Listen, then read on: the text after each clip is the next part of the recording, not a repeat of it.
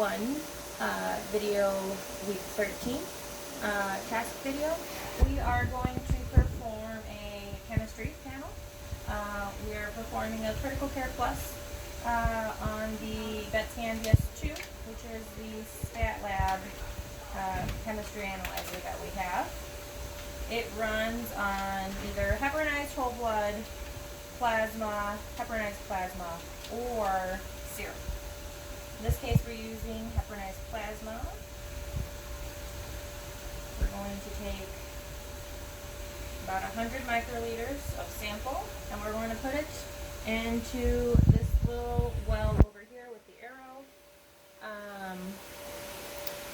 up to the next arrow.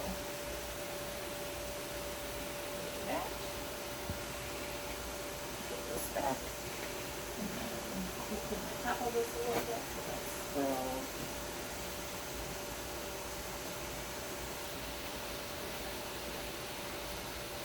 So we're going to hit analyze. Put the rotor in. And then it's going to ask us for our patient information. This is a dog. And we're going to put in our patient number.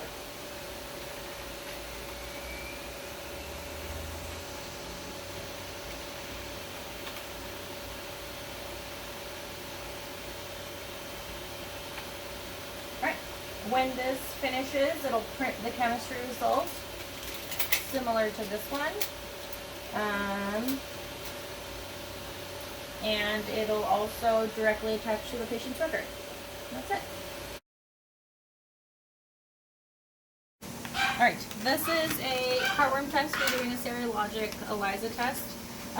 The heartworm test, this IDEX 40X Plus heartworm test can run on pretty much any kind of sample. However, there's better affinity for it if you run it on whole blood from an EDT tube. So, this is what we have. I don't know. We'll find out. Centrifuge is going because we have other lab work running. Sorry. So I guess I'm going to talk a little louder. The 40X, I think it's important to note, if they're kept separate, if you have some on at room temperature, which are shelf stable for 3 months, if you don't keep the conjugate out with it, you have to make sure that they match the lot number. That's something that's super, super important, because otherwise you might get a false result. So I pulled this conjugate out already because it has to come to room temperature for 45 minutes before you run the test. And that was at 5:15 and it is now 6:04, so we are all set. We're going to mix our sample. And we're going to do 3 drops of sample to 4 drops of conjugate that are already in the tube. A little bubble here. That's fine. 1, 2, 3. Jump our little thing. And then we're going to invert it 4 to 5 times. 4, 5.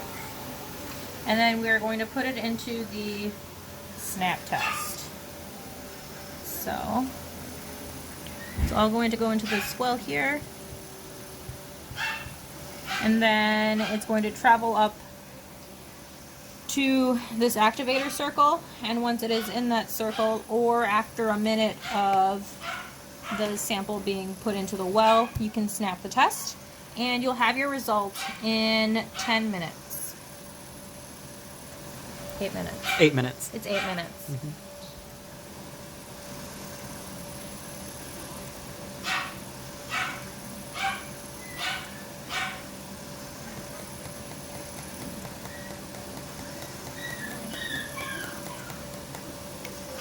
I am very impatient.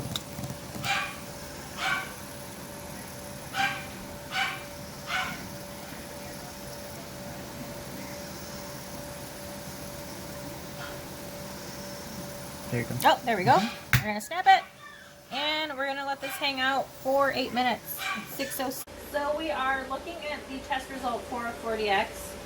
It is negative. You can see we have the control here at the top corner, but we don't have any other dots that suggest that we tested positive for any tick-borne or heartworm disease.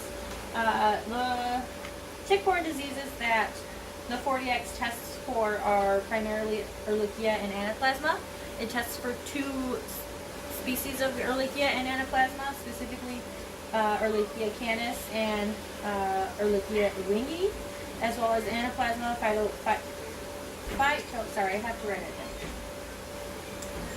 Phagocytophilum and Anaplasma platus, as well as Lyme disease and heartworm.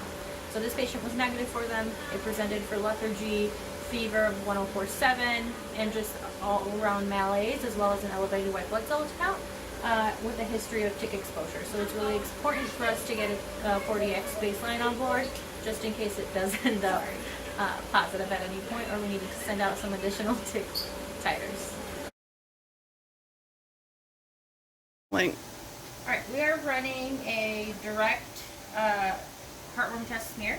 So I have a purple top tube, which is EDTA, with whole blood, and we are going to take a drop of this and evaluate it under the microscope at 10x to see if we find any heartworms. What we're looking for when we evaluate the slide is for rising movement. As heartworms are not the only parasites that can show on a direct smear that have microfilaria, but their individual characteristics are primarily that they move.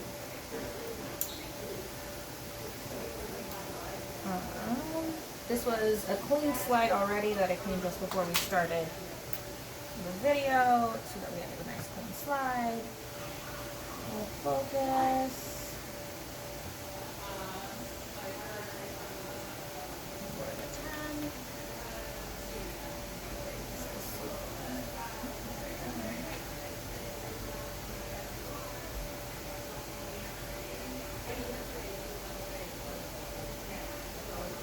Now we're just going to scan the slide.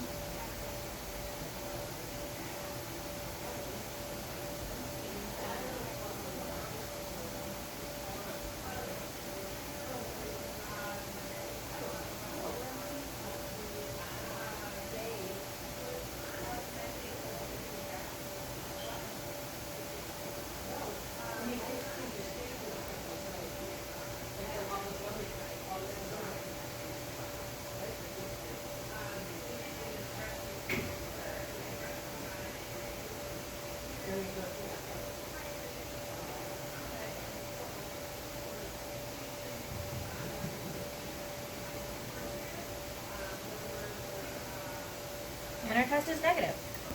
However, a direct smear is not the best way to screen for heartworm. Certainly something you can do to look for live microfilaria. However, you really want to do serologic testing to really see if there's any antibodies to the heartworm disease. That's it.